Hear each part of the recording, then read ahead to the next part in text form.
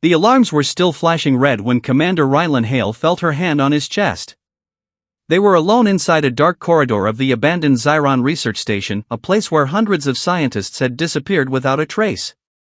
The air was cold, the lights flickered, and strange metallic whispers echoed through the walls like something alive was crawling just under the metal. Rylan had only one job: find the final data core and escape before the unknown creature that hunted this station found them.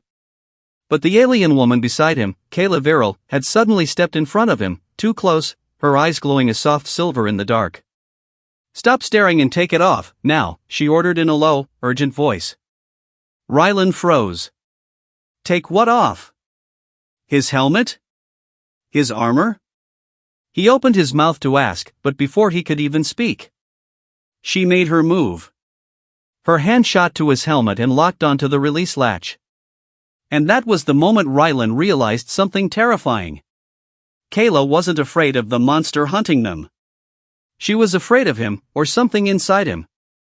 Rylan Hale was a calm man, even in deadly places like this forgotten space station drifting near the edge of the Sirius Nebula. He had served in military search teams for years, had seen hostile planets, mutant animals, and entire ships torn open by strange cosmic storms.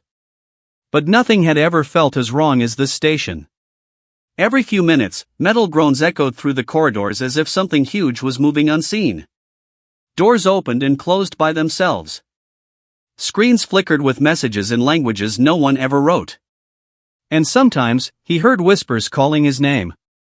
Kayla, an alien envoy from the Varelian dynasty, moved beside him. Her silver eyes shimmered like liquid mercury, and she carried herself with an elegance humans could not match. But today, she didn't look elegant. She looked tense. Alert. Almost scared. The deeper they went, the colder the air became.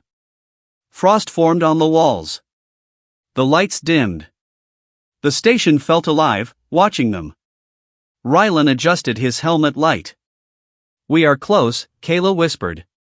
"The energy spike is just ahead." They entered a large research hall with broken glass pods and shattered equipment. In the center of the room floated a glowing sphere the size of a human head, the final missing data core.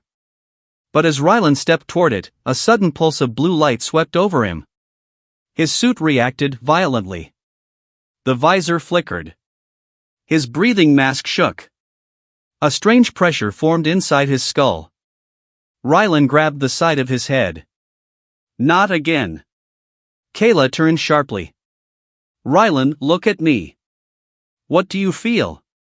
He tried to speak, but the pressure grew stronger. His vision blurred. A deep whisper echoed inside his mind, the same voice he kept hearing since entering this place. "Remove the shell, let us see you." He stumbled backward. Kayla rushed to him, gripping his shoulders. "Rylan, listen to me. You must take the helmet off before it forces you to." "What? Why?" "No time to explain. Stop staring and take it off, now." But Rylan hesitated. He felt like removing the helmet was the last thing he should do. The station wanted him exposed. Whatever lived here wanted to see him clearly. "Kayla, something is wrong with this place," he said through clenched teeth. "It's inside my head." Before he finished, Kayla reached up and unlocked his helmet herself. The helmet hissed open and the cold air hit his skin. Rylan gasped. The pressure in his skull vanished instantly. He blinked, steadying himself. What just happened?" Kayla stepped back, her expression mixed with fear and relief. "I was right. Your helmet was amplifying the psychic field. This station reacts to technology, especially human tech. If you kept it on, it would have crushed your mind within minutes." "Crushed my mind?" he whispered. Kayla nodded. This station was researching psychic weapons. It awakens when someone with strong neural energy enters. Rylan swallowed hard. "You mean me?" "Yes. It was calling to you. Trying to open your mind." Before he could respond, something slammed into the wall behind them. Both of them spun around.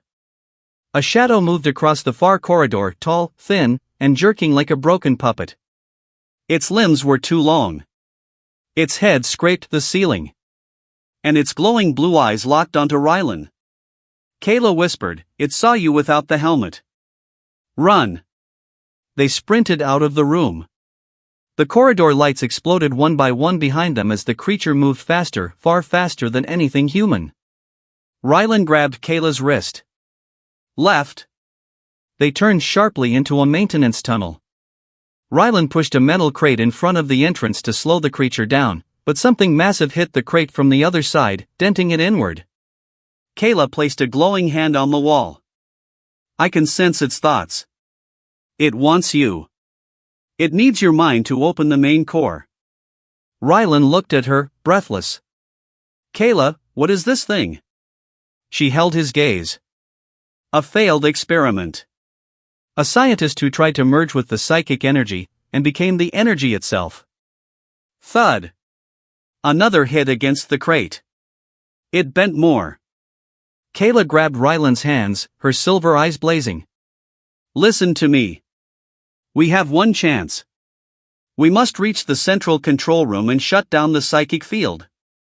If we fail, this whole station will turn into a trap for your mind." Rylan nodded. They ran again.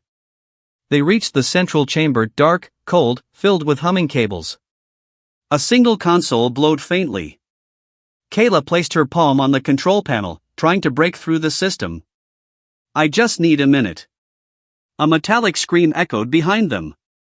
The creature crawled out of the shadows, its long limbs bending unnaturally, its head twitching, its eyes glowing brighter as it approached Rylan. Then, it spoke inside their minds. "Give him to me." Rylan stumbled backward, his head pounding again. Kayla yelled, "Don't let it in. Focus on me." He stared at her, her calm, determined face. Her silver eyes. Her steady breathing. The creature lunged. Rylan grabbed a loose cable and swung it with all his strength. Sparks flew as the cable hit the creature's face. It shrieked and fell back, but only for a second. Kayla shouted, "Rylan! The final switch is manual. You must pull it."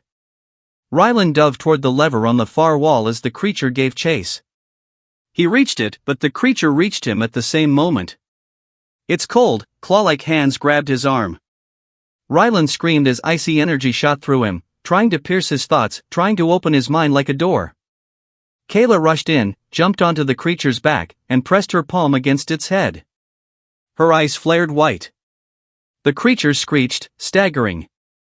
"Pull it now," she screamed. Rylan gathered all his strength, and yanked the lever down. A massive shockwave blasted through the entire station. Lights burst. The air shook.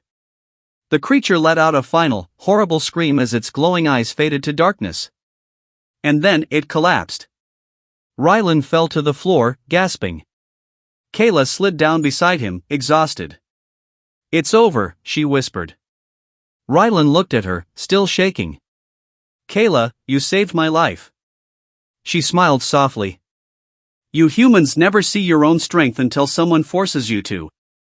They stood slowly as the emergency lights blinked on. Kayla placed a hand on his chest again, but this time, gently. "Next time," she said with a small smile, "if I tell you to take something off, don't wait." Rylan laughed weakly. "I'll remember that." Together, they walked toward the shuttle bay, leaving the dead station behind.